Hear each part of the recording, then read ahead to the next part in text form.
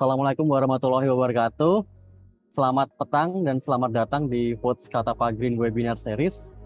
Food Loss, Food Waste, Saving the Planet Start from Our Plates. Dengan guest star kita malam hari ini yaitu Kak Siti Suci Larasati, founder dan CEO Aksata Pangan Medan.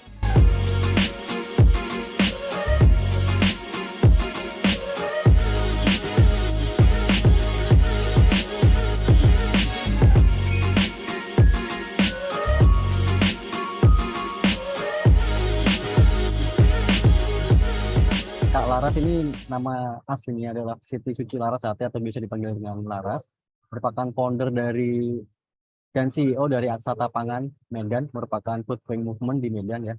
Dan sudah berpengalaman 10 tahun di program community service dan community empowerment.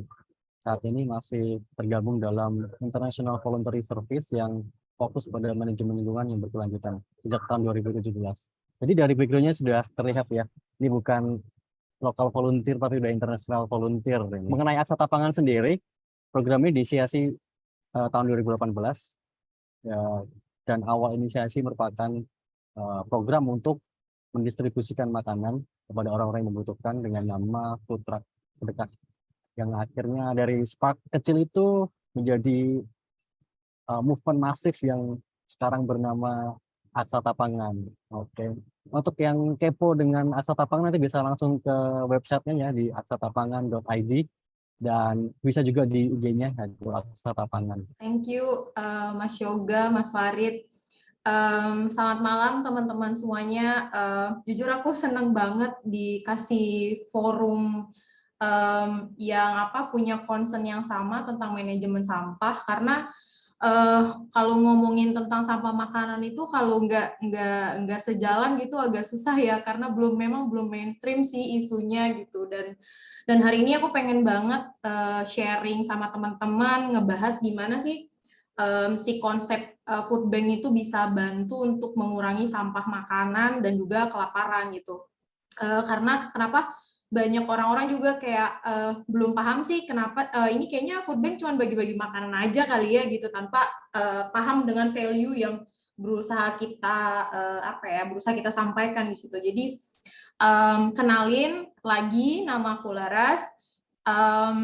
Hari ini bakalan sharing 15 menit mungkin 20 menit ke depan bareng teman-teman tentang gimana sih mengurangi sampah makanan, food loss and waste melalui local food bank. Karena tadi dibilang Mas Farid kayaknya gimana sih food bank ini dipimpin oleh lokal, karena memang beda kali ya kalau di US sama kalau di Medan tuh gimana sih food banknya gitu. Sebenarnya ini ngomongin nih data dulu, gimana sih gambaran data food loss and waste di Indonesia. Jadi benar tuh yang tadi disampaikan sama Kak Yoga, Mas Akbar gitu, kalau iya sampah makanan itu porsinya tuh paling banyak di TPA gitu, tapi kenapa ya tidak dikonsenin sama orang-orang kalau kita ngebahas si sampah makanan, malah mungkin sekarang kita banyak concern ke sampah plastik dan sebagainya gitu.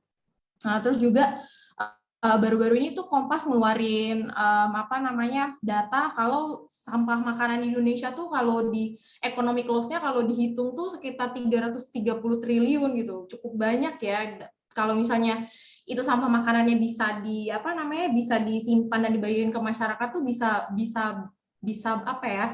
ngebagiin ke berapa orang sih kayak gitu.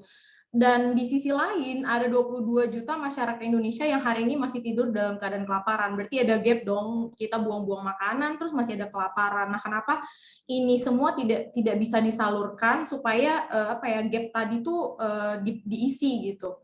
Nah, sebenarnya kemarin tuh kita nggak punya exact data tentang sampah makanan. Finally, di 2021 Juni kemarin, kita itu Bappenas dan pemerintah UK melakukan studi food loss and waste dari 2000 sampai 2019, keluar nih datanya 115 sampai 184 kg per kapita per tahun tuh rata-rata orang Indonesia membuang sampah makanan gitu. Jadi dan kita sebelumnya juga kan dijulukin negara nomor 2 pembuang sampah makanan terbesar di dunia gitu. Jadi kayaknya ini sesuatu yang harus perlu dikonsenin nih. Kenapa sih cuman buang-buang makanan kayaknya bikin masalah gitu ya. Nah, Sebenarnya apa ya, mungkin orang-orang ngelihatnya oh food loss sama food waste sama sih gitu, tapi sebenarnya ini adalah terminologi yang berbeda gitu. Jadi dalam perjalanan rantai makan atau food supply chain itu, jadi mulai dari produksi sampai konsumsi itu ada dibedain namanya food loss dan food waste. Sebenarnya kalau gampangnya sih, kalau kita orang yang tidak concern ke makanan ya, atau masalah produksi, biasanya food loss itu masih bahan mentah gitu sifatnya. Jadi mulai dari kayak ditanam di apa sih namanya, di ladang gitu ya, sampai disimpan, terus sampai dalam perjalanan didistribusikan gitu. Itu jadi intinya food loss itu masih bahan makanan yang belum diproduksi atau diolah gitu. Nah, kalau food waste itu biasanya dia udah masuk ke distribusi. Jadi misalnya makanan yang udah di packing, terus makanan yang udah diolah, makanan kemasan, sampai kita di apa namanya, di konsumen itu makanan yang udah jadi tinggal kita makan. Nah, itu baru disebut dengan food waste. Jadi memang agak berbeda sih food loss sama food waste. Sampai saat ini tuh padanan kata bahasa Indonesianya tuh belum dikeluarin ya apa food loss and waste ini, karena biasanya masih dibilang dengan FLW gitu, food loss and waste gitu. Nah, sebenarnya apa ya, ini yang berusaha teman-teman food bank pakai, gimana sih sebenarnya cara apa ya, mengurangi si makanan itu biar nggak langsung terbuang sia-sia gitu. Jadi ini diambil dari organisasi di UK namanya WRAP. Jadi mereka tuh organisasi yang memang concernnya ke sampah, ada sampah plastik, fashion, dan juga sampah makanan. Nah, mereka tuh ngebuat gimana sih dari piramida terbalik itu si sampah makanan ini tuh nggak langsung terbuang. Jadi kayak yang pertama tuh, yang paling di atas tuh sangat apa ya, sangat disarankan kita nge-prevent supaya makanan itu nggak terbuang gitu. Jadi biasanya nih kalau di awal-awal tuh kayak kita melakukan kampanye gimana sih teman-teman bisa melakukan mindful eating, kayak kalau misalnya makan ya secukupnya aja, kalau misalnya kurang ya bisa ditambahin lagi kayak gitu. Jadi kayak cara-cara untuk prevent dengan mengkampanyekan gitu. Nah, masih di prevention juga, ini gimana sih makanan itu kalau kita ngerasa berlebih kita bisa bagi ke orang. Nah, biasanya itu di sini yang disarankan adalah melakukan pembagian distribusi makanan ke local food bank. Kalau misalnya di luar negeri itu kayak ada apa shelter kayak community yang misalnya bikin dapur-dapur untuk masak yang besar gitu. Jadi biasanya tuh mereka melakukan itu. Nah, kalau misalnya juga masih ada sisa lagi dari kegiatan saat memberikan makanan, karena pasti kegiatan apapun tuh pasti ada sampah. Jadi kan kita hari ini berusaha untuk meminimalisir si sampah itu gitu ya. Jadi ketika masih ada lagi lebih, kita masih bisa bagi ke apa namanya, ke livestock untuk pakan ternak gitu. Jadi kalau kita hari ini Aksata Pangan kita baginya ke pakan maggot atau BSF Black Soldier Fly gitu. Jadi kalau misalnya makanan yang tidak tidak edible, inedible itu biasanya kan kita nggak bisa kasih ke masyarakat ya. Kita baginya ke pakan ternak, kita jual untuk mereka pakan maggot. Nah, nanti maggot itu bisa dipakai untuk apa ya, untuk peternakan yang lainnya. Kayaknya banyak sih manfaat-manfaat dari BSF kayak gitu.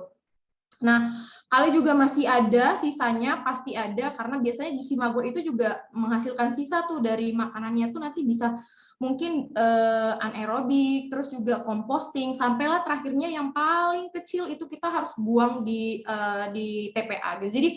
Jadi makanan tadi itu nggak langsung misalnya buru-buru kita buang, misalnya oh kita berlebih nih makanan dari wedding, terus kayak langsung buang aja gitu, karena kayak ya acaranya udah selesai terus kita buang. Enggak, masih ada cara lain, misalnya oke kita bagikan ke orang yang butuhkan gitu. Terus kalau misalnya ada makanan yang berlebih tadi sudah tidak layak dikonsumsi, masih kita bisa bagikan ke pakan ternak gitu, dan sampai akhirnya ada sisa yang harus juga terbuang di TPA gitu.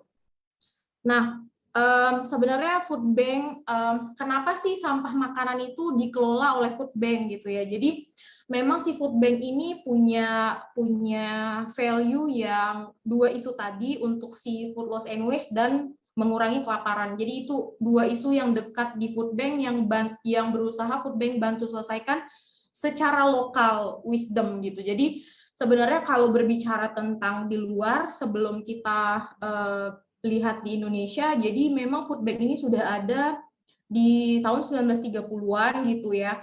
Jadi kalau dilihat dari perkembangan food bank di dunia ini, kita lihat kalau yang kayak sedikit orange muda itu mereka udah mulai duluan networkingnya namanya apa sih namanya Feeding America dan European Food Bank Federation. Terus gimana dong negara yang nggak di Amerika dan nggak di Eropa? Jadi kayak misalnya Asia Pasifik, Afrika, nah itu masuk ke Global Food Banking Networks gitu ya.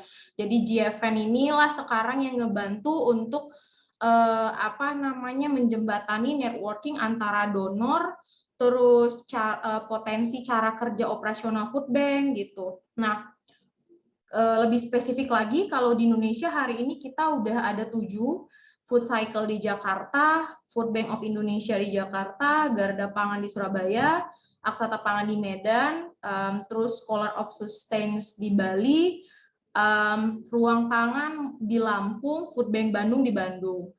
Nah, mungkin teman-teman kan di sini nggak semuanya dari Medan, atau kayak mungkin ada yang di Jakarta, ada yang di Bandung, atau di mana ketika misalnya menemukan apa namanya salah satu ini mungkin mau terjun langsung kali ya, mau ngelihat gimana sih cara kerja food bank, karena kurang lebih pasti kita memiliki cara kerja yang sama gitu. Jadi boleh ikutan volunteering di sini gitu.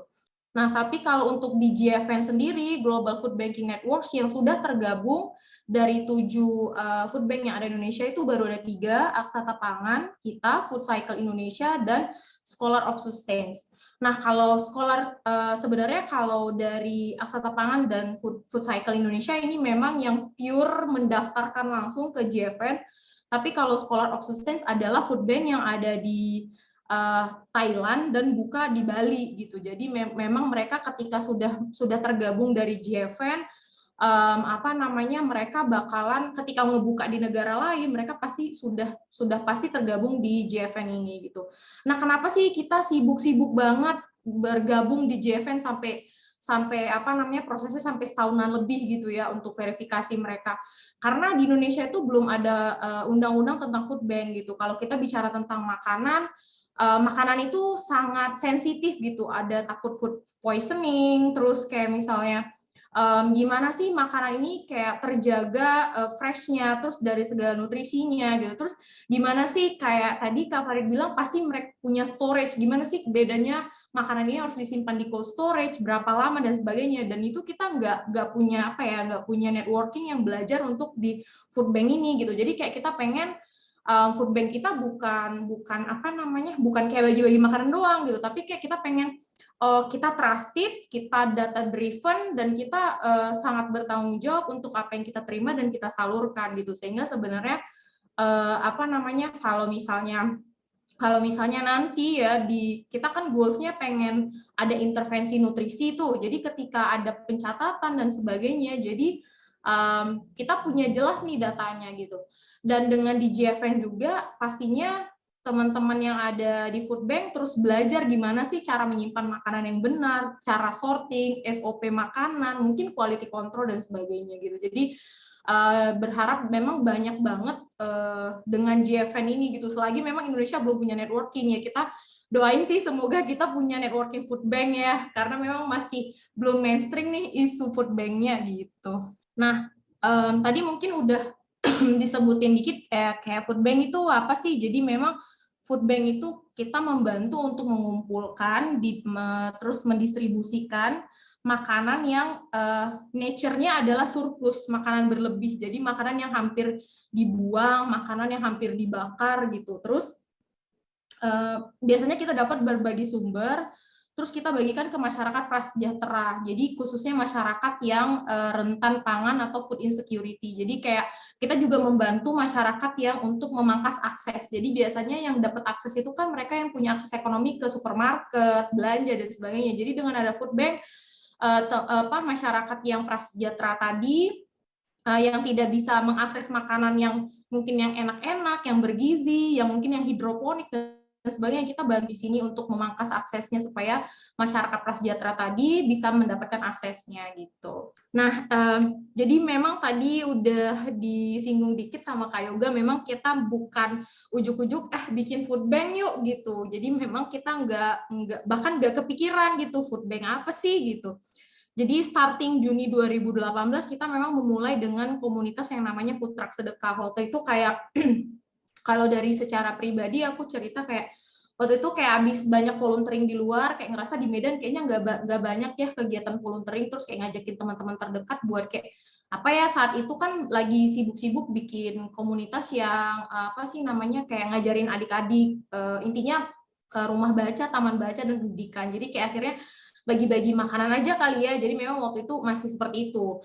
Terus one day kita dapat donasi telur yang kecil-kecil dari distributor, terus kata distributornya tuh gini kayak, ini sebenarnya kita buang, terus kita berpikir kenapa dibuang ya Pak, kan masih bisa dikonsumsi gitu. Jadi dia bilang, ini tuh nggak profitable Mbak kalau misalnya dijual gitu, kayak nggak ada yang mau beli gitu. Jadi kita pikir kayak, kayaknya potensi sampah makanan yang kayak gitu itu tadi alasan yang kekecilan, terus kayak misalnya wortel bercabang 2, terus misalnya stroberi yang bentuknya nggak sempurna, kayaknya dibuang-buang deh karena nggak sesuai dengan standar pasar gitu ya.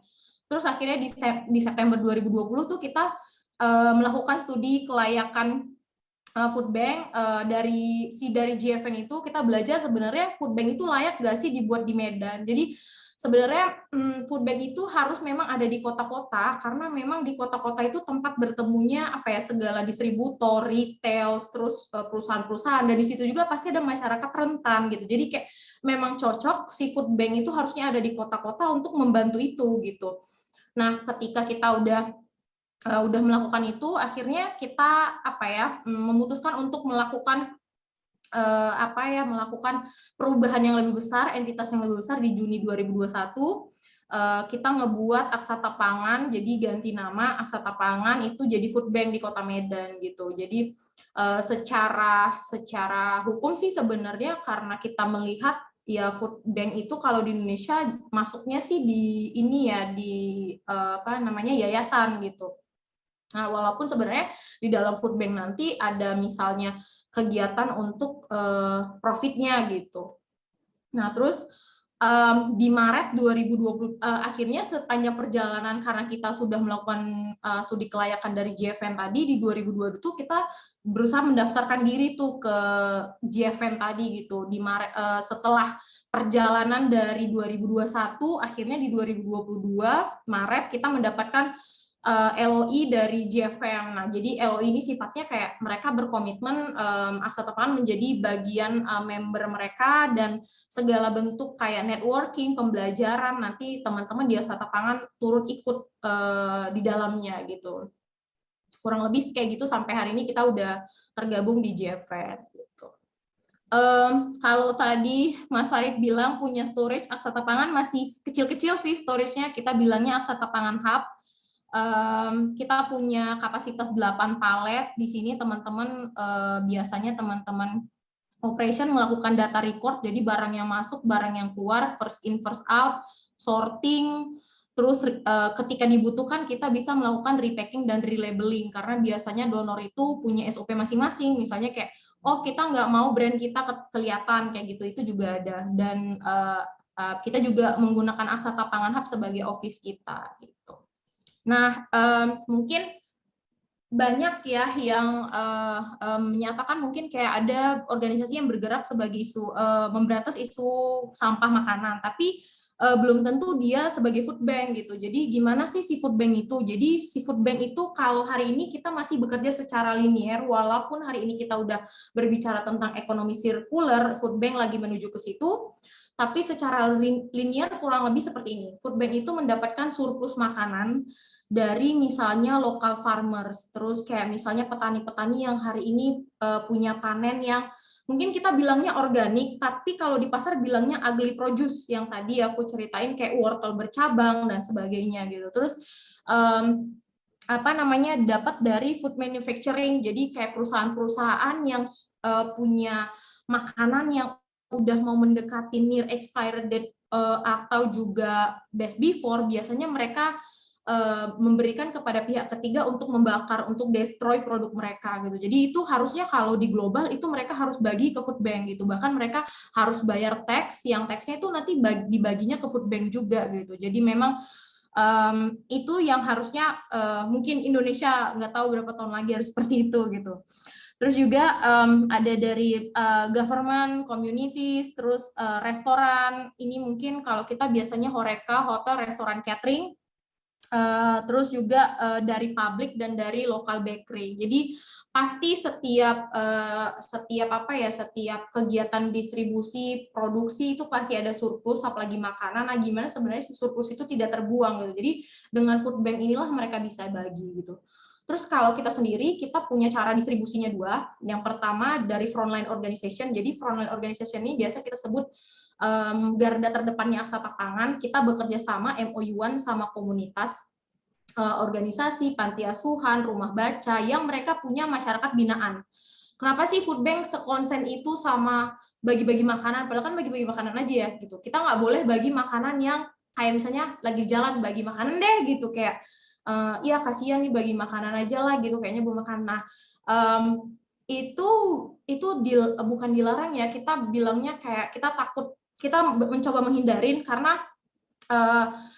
pengennya sih kalau misalnya ketika ini ya tadi nature-nya itu adalah nature produk surplus, takut misalnya ketika kita bagi sembarangan bisa dijual, terus nanti donor tuh nggak percaya lagi nih sama food bank gitu ketika kita melakukan itu. Terus kalau misalnya amit-amit, semoga nggak kejadian ya sampai hari ini, kayak misalnya ada keracunan gitu. Jadi ketika sudah bekerja sama dengan FLO, dan FLO juga harus membagikan ke masyarakat binaan, jadi mereka juga nggak boleh ngebagikan di luar masyarakat binaan mereka. Jadi memang sangat-sangat terdata, dan kita juga nanti bakalan mengumpulkan report data tadi, dikembalikan lagi kepada donor. Jadi seberapa yang kita terima, ke siapa kita bagikan, seberapa banyak, bahkan kilogram-kilogram itu nanti bakal kita konversikan berapa ton per ekuivalensi yang kita bisa selamatkan, kayak gitu kurang lebih. Nah, yang kedua, kita ngebaginya direct distribution.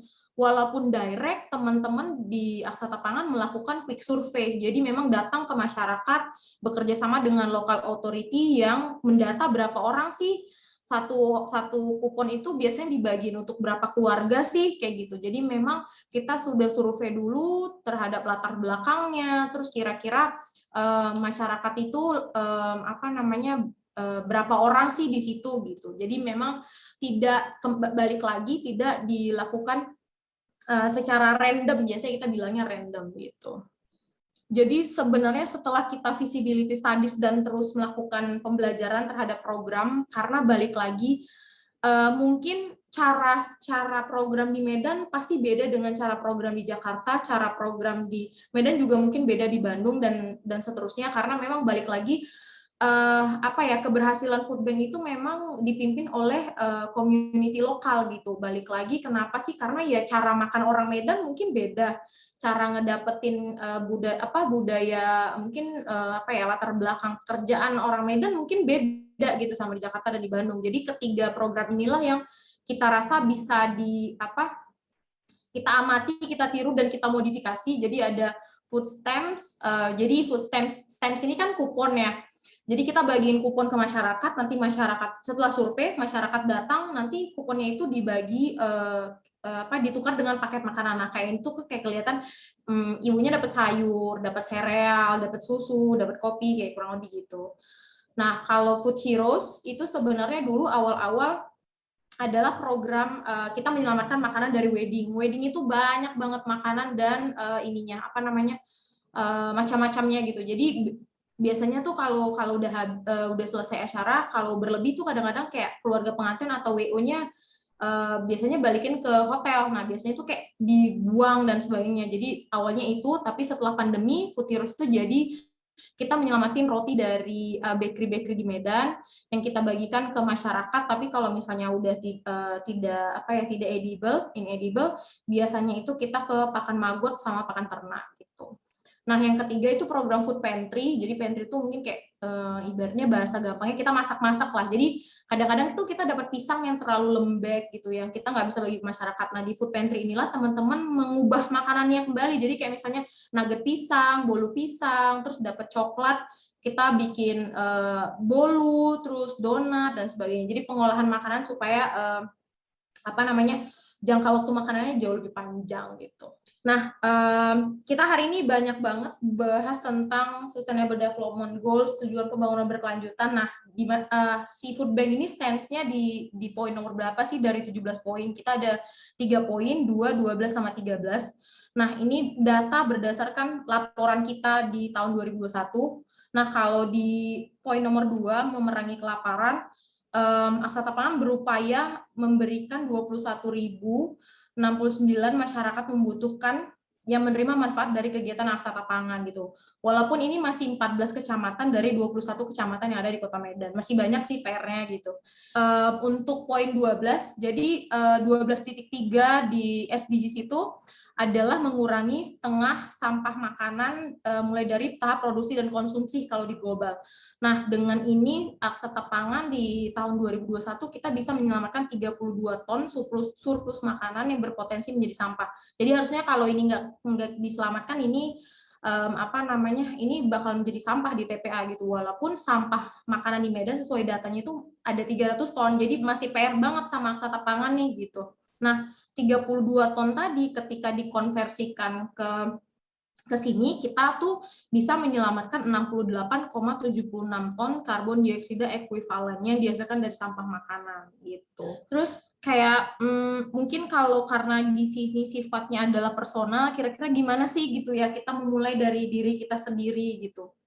Jadi kalau biasanya kayaknya udah banyak banget itu sharing-sharing kayak gimana sih kita nge-planning kalau misalnya kayak belanja, kayak nyatet dulu kayak perlu beli apa, kira-kira dengan 1 bulan ini tuh kita cukup gak ya gitu, atau kayak oh ini kayaknya perlu dikurangin deh karena bulan lalu kayaknya ini nggak habis kayak gitu. Jadi dengan nge-planning dan ini balik ke mindful gitu, kayak oh kalau mau ini habis makan nih dari rumah terus diajakin teman makan keluar. Nah, kira-kira ntar di planning nih, ntar kalau misalnya mau makan di luar, bagi sharing aja deh sama teman gitu kan, jadinya nggak berlebih tuh makanannya. Atau mungkin kayak yang ngebiasain yang kayak kalau misalnya kita berlebih makanan, kayak jangan malu buat ngebungkus kayak gitu. Nah, terus yang kedua kayak smart storage. Nah, ini tuh kayak benar-benar penting ya kalau kita secara pribadi, kayak gimana sih nyimpan, paling nyimpan tuh paling kayak di kulkas kali ya, biasanya di kulkas kayak gimana sih sayur-sayur itu dipilih tempatnya, cara penyimpanannya, terus yang mana yang di depan biar kelihatan, oh misalnya kayak oh ini sayuran hijau kayaknya lebih cepet deh, jadi diletakin di depan tuh, jadi biar kayak kelihatan. Kalau kadang-kadang kalau di kulkas di belakang kayak ya udah nanti jadinya lupa, nah jadi kebuang deh. Biasanya kan di clutteringnya kayak akhir bulan atau 2 bulan sekali kayak ingat ya makanannya kebuang deh kayak gitu-gitu. Jadi mungkin banyak-banyak baca dan lihat juga nih yang mana nih makanannya yang bisa disimpan seberapa lama, terus gimana cara penyimpanannya gitu. Nah, ini yang ketiga tuh maksudnya kayak pastikan tuh ngelihat expired date dan best before. Nah, ini for your information, apa sih bedanya expired date dan best before? Expired date itu biasanya tuh kayak kalau udah ada ED dan atau EX tuh kayak misalnya tanggal segitu ya udah habis, tidak boleh dikonsumsi lagi gitu. Tapi kalau best before adalah kan baik digunakan sebelum. Ketika misalnya hari ini best before-nya 3 September 2022, masih ada 3 bulan lagi untuk dikonsumsi, tapi lihat lagi dari packagingnya, misalnya nggak rusak, nggak peot, atau mungkin kayak udah nggak layak lah gitu. Jadi biasanya kalau yang best before itu masih bisa dikonsumsi 3 bulan ke depan gitu. Jadi nanti setelah informasi ini jadi teman-teman udah paham, karena biasanya kita pun ketika ke masyarakat nggak cuma bagi makanan, kita juga edukasi. Jadi misalnya teman-teman bilang gini, Bapak Ibu ini makanannya tuh gini gini gini ya, bahkan kita misalnya mengedukasiin ke misalnya kayak gini, oh ini makanannya boleh dikonsumsi untuk usia sekian sekian, ini untuk sekian sekian gitu. Jadi memang kita juga mengedukasi itu gitu. Jadi sebenarnya dengan kita memikirkan gimana sih manajemen sampah makanan itu, selain kita juga memang kita melindungi gimana sih, kayak bumi ini kan lagi getar-getir nih masalah isu climate change, dan kita juga dengan concern ke sampah makanan itu bisa mengurangi kelaparan tadi gitu. Jadi kayak ada 2 hal yang memang terus kita upayakan sharing ke teman-teman gimana sih food bank menggaung-gaungkan isu itu gitu. Ya, jadi mungkin ini kayak beberapa yang udah bekerja sama dengan Aksata Pangan, baik yang udah global juga dan juga lokal yang ada di Medan. Mungkin kurang lebih itu aja sharingnya. Jadi sebenarnya pengen goals-nya adalah collective consciousness ya gitu. Jadi kayak kesadaran membawa kita hari ini bareng-bareng buat sesuatu hal yang lebih baik gitu. Apalagi hari ini teman-teman mungkin yang secara sadar nggak sadar atau ketakutan atau kekhawatiran tentang mungkin ini tiba-tiba kayak ada lihat ini isu sama makanan nih, mungkin kayak teman-teman nggak sadar aja gitu, ada kayak kekhawatiran gitu. Jadi yang membawa kita hari ini bareng-bareng di sini di webinar hari ini gitu. Jadi pengennya ketika teman-teman sudah ada dengan terpapar lah, sudah ada terpapar informasi ini, kayak pengen juga bisa spread the awareness ke teman-teman lain gitu, supaya yang kita lakukan, yang kami lakukan, yang kita lakukan itu jadi berefek domino dan bisa berkontribusi kepada hal yang lebih besar. Terima kasih. Keren banget ya, terutama untuk food bank ini. Saya sendiri dari awal memang nggak tahu ya food bank apa sih food bank ini. Terus setelah tahu sedikit, jadi banyak pikiran. Loh, kalau misalkan makanan dapat dari mana, terus quality controlnya gimana, ntar kalau ada yang keracunan gimana, pasti banyak pertanyaan seperti itu ya. Jadi nanti udah jelaskan semua oleh Kak Laras. Dan jujur banyak sekali yang saya dapatkan pada malam hari ini.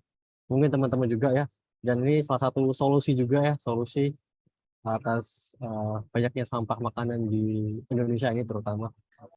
Jadi gue mau bilang satu kalimat pertama, yang Laras lakuin itu standarnya udah sama teman-teman, sama yang dilakukan di US. Jadi ini ada sejenis food bank di US, dan gue belajar ini waktu belajar non-profit management di semester kemarin di sini. Dan lecturer gue ngasih contoh DC Central Kitchen. Dan di sini kita lihat nih yang bikin kaget, bukan kaget sih, maksud gue ya gue amazed lah gitu ya. Ini semua sama yang dilakuin sama food bank Laras. Artinya apa teman-teman? Artinya yang Laras lakuin itu udah memang ini persis banget. Dan gue akuin tadi begitu lihat foto-fotonya, gue izin stop situ. Ada foto-foto volunteer-nya ya, pakai sejenis rompi kali ya, atau apa tuh Laras tuh yang warna coklat tuh unik juga tuh. Jadi kayak ada setiap volunteering ada ininya, ada Oke, nah itu pertama komplimen gue buat Laras ya. Sekali lagi makasih buat sharing-nya. Nah sekarang pertanyaan gue Laras, memungkinkan nggak sih kalau food bank itu dibuka di kota lain dengan cabangnya gitu, misalnya Aksata Pangan Jakarta misalnya, Aksata Pangan Bogor misalnya. Karena benar kata Laras tadi, makin metropolitan itu kota, harusnya ada.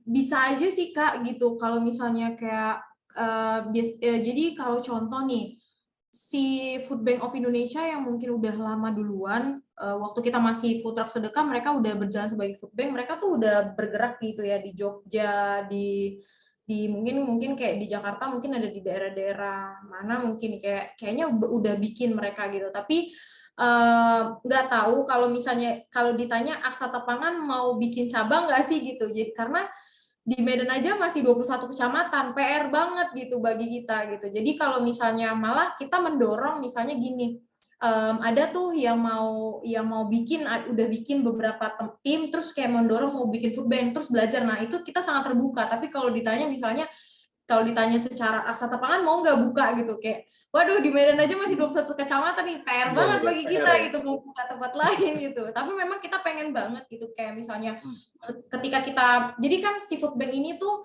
pengennya tuh kita ke depannya ya goalsnya, walaupun storage-nya belum seberapa, kita menampung semua pusat surplus datang ke kita, tapi kita juga pengen ada food bank, bukan food bank sih, mungkin kayak tempat drop-drop kecil yang ada di kecamatan, kalau kita bilangnya kecamatan ya, kecamatan kelurahan di Medan gitu. Jadi ketika misalnya satu warga itu mau ngambil makanan surplus, nggak perlu capek-capek lagi nih Aksata Pangan yang di food bank yang di pusatnya di Johor misalnya, kita kan kecamatan di Johor, jadi memang kecamatan punya seperti itu, tapi dikelola oleh Aksata Pangan. Jadi itulah kenapa kayak network feeding Amerika yang punya food bank itu kan mereka biasanya punya status storage besar, tapi mereka punya food shelter atau tempat-tempat drop yang kecil gitu. Jadi pengen sih kalau bisa tapi masih PR. Tapi kalau misalnya ditanya bisa nggak sih, pasti bisa gitu. Karena memang food bank harusnya punya di tempat-tempat manapun gitu, dan dia tidak bisa dikelola kayak tadi sih. Memang keberhasilan food bank itu harus dipimpin oleh local community gitu, Kak. Oke, terima kasih kesempatannya. Sebelumnya ini mohon maaf kalau timbul dan tenggelam videonya, karena mungkin duduk di posisi yang nggak begitu oke lighting-nya. Pertanyaan saya adalah, jadi dulu ketika sedikit bercerita ya, ketika dulu berdiskusi tentang comparative development studies gitu, ya 11-12 gitu idenya tentang local community network, terus juga gerakan yang dikuanya besar, terus pakai data yang memang itu tuh nggak cuma sekedar perasaan kita aja bahwa itu problem dan sebagainya. Dari segi value itu sudah sangat bagus. Tapi kemudian seakan-akan di forum itu atau di kelas itu terbagi menjadi dua dikotomi gitu. Yang satu setuju dan okay, this is a good thing that we need to fight for, tapi yang satu sangat mempertanyakan tentang sustainability di bagian finansialnya gitu. Intinya revenue stream-nya itu seperti apa. Kalau di Canvas bisnis model generation itu kan salah satu yang penting itu di revenue stream-nya. Sustainability juga nggak cuma tentang kepedulian lingkungan, sosial, dan cultural, tapi juga finansial. Nah, seperti apa sih? Kalau misalnya pun itu terlalu sensitif untuk terlalu diberikan, mungkin sedikit indikator keberhasilan finansialnya seperti apa, dan apa yang kemudian menjamin bahwa ini tuh sustain nggak cuma secara value dan secara dampak sosial dan segala sesuatu yang tadi sudah disampaikan, tapi juga secara finansial itu tuh bisa mensejahterakan karyawannya misalnya. Kalau itu dilakukan secara profesional, tapi kalau memang base-nya itu volunteering, ya berarti secara sustain ke depannya itu bagaimana sih cara untuk memastikan itu begitu dari segi finansialnya. Terima kasih. Nah, baik, makasih Mbak Arum. Ini mungkin saya tambahkan juga dari Slido ya. Ini pertanyaannya agak sama. Jadi food bank organization ini sifatnya non profitable apa bukan gitu? Mungkin relate dengan ini. Silakan untuk Kak Laras menjawab pertanyaan tersebut. Ya, jadi emang kalau si food bank itu pasti bentuknya non-profit organization gitu. Tapi ketika bahas tentang non-profit bukan berarti nggak bisa mensejahterakan orang-orang yang di dalamnya gitu ya. Jadi memang kalau dari BMC, bisnis model Canvas kita, memang kita mostly bergantung pada donation. Tapi bukan berarti kita nggak ada revenue streams-nya gitu. Jadi kalau hari ini ditanya kenapa sih kita sibuk banget tergabung sama GFN, Global Food Banking Networks, karena memang GFN itu yang membantu kita untuk ibaratnya gini tuh, teks-teksnya orang US tuh dikasih ke GFN, terus GFN bagi-bagiin tuh ke network food bank mereka gitu. Jadi kita mostly dapetnya dari GFN gitu.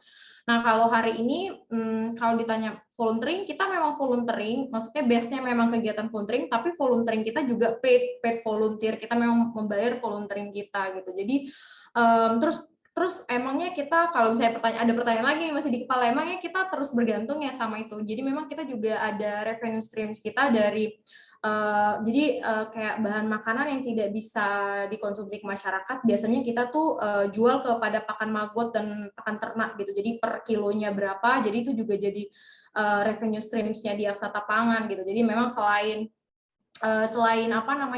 selain donation yang kita hari ini dari US dan dari Singapura, kita juga memang revenue streams-nya di situ. Terus kalau ditanya lagi nih, apa sih lagi yang lagi mau dilakukan gitu kan? Banyak banget sebenarnya, tapi kita belum menuju ke situ. Jadi misalnya ada namanya program gleaning, gimana sih kita ngebantu memangkas tengkulak petani itu langsung menjual ke distributor atau bahkan ke pasar konsumen gitu. Jadi dengan itu juga food bank bisa masuk ke dalam revenue streams-nya begitu.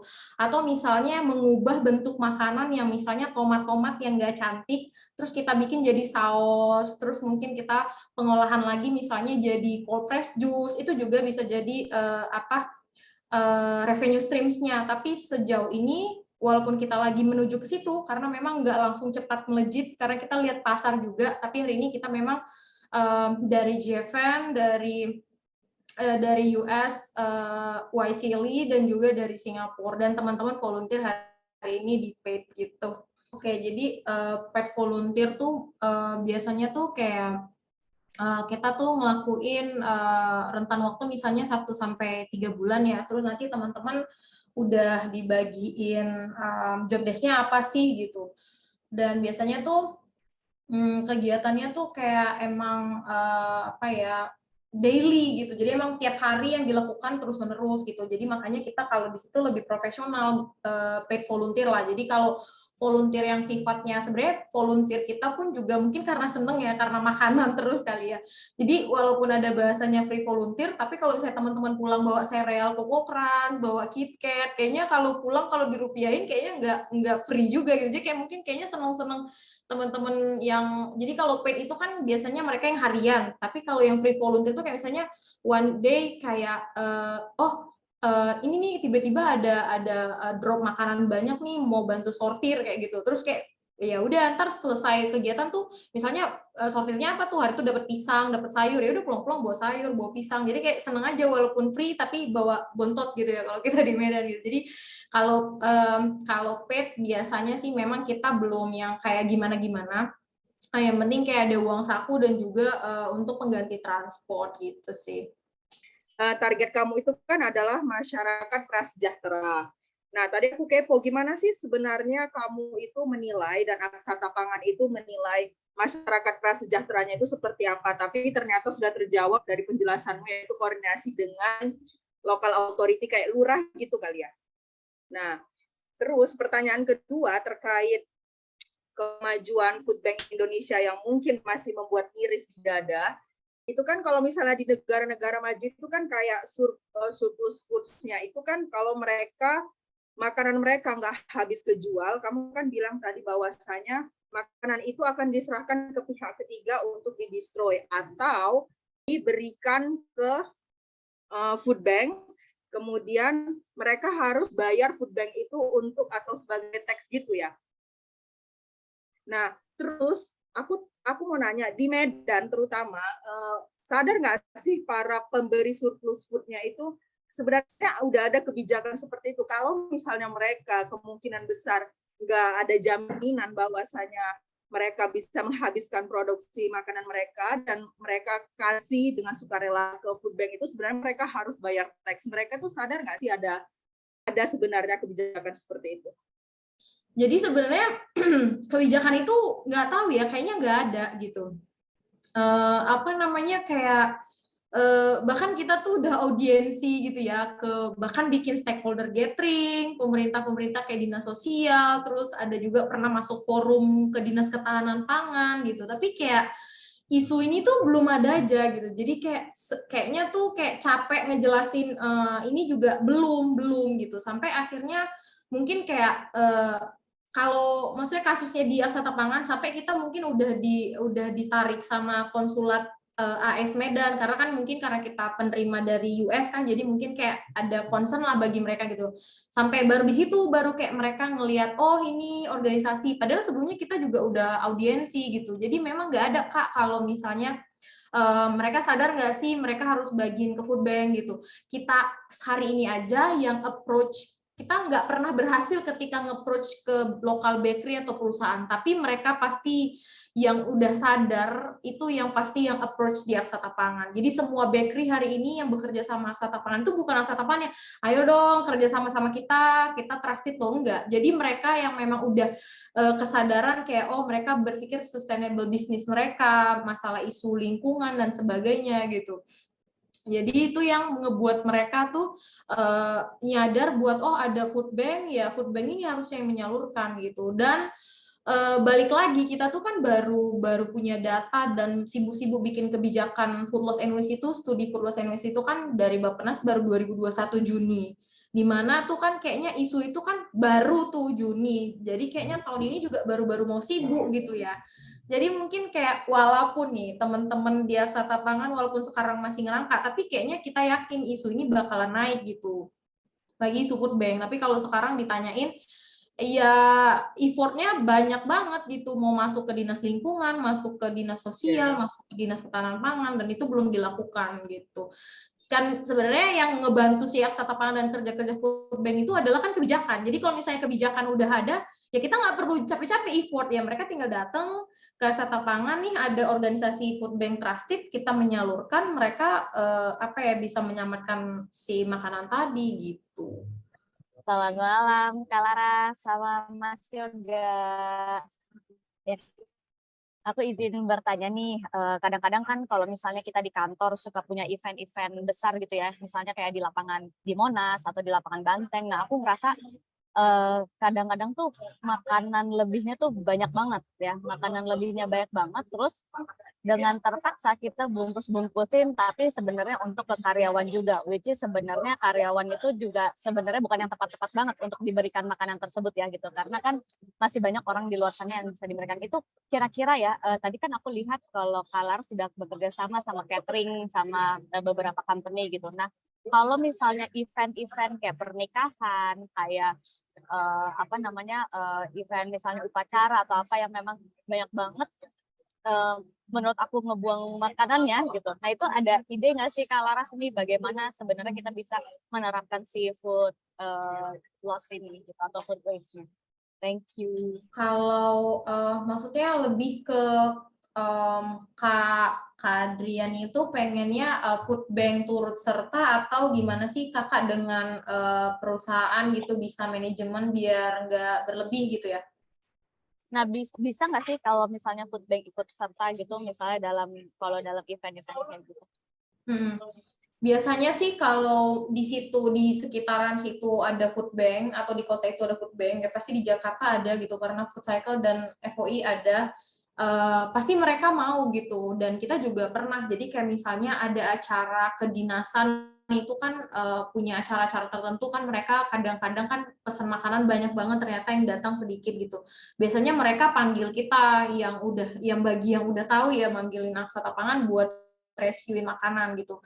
Jadi pasti memang bisa sih kalau untuk makanan berlebih, karena si food bank itu biasanya prinsipnya dari manapun sumbernya yang berpotensi jadi surplus gitu, baik perusahaan, bahkan kalau si Food Cycle sendiri mereka itu kerjasama sama perusahaan yang kadang kan ada perusahaan yang punya catering buat lunch ya gitu. Kadang-kadang lunchnya kan nggak habis gitu dibagi karyawan-karyawannya. Itu nanti si teman-teman si Food Cycle itu bakalan rescue makanannya, terus nanti bakal dibagiin gitu. Jadi boleh banget, terbuka banget, tergantung sebenarnya di program itu, di food bank itu ada program itu, tapi kayaknya ada sih Kak, kalau misalnya di Jakarta mungkin bisa call Food Cycle atau Food Bank of Indonesia, karena Aksata Pangan juga pernah kok dapat callan untuk rescuein makanan dari rapat besar gitu kalau nggak salah.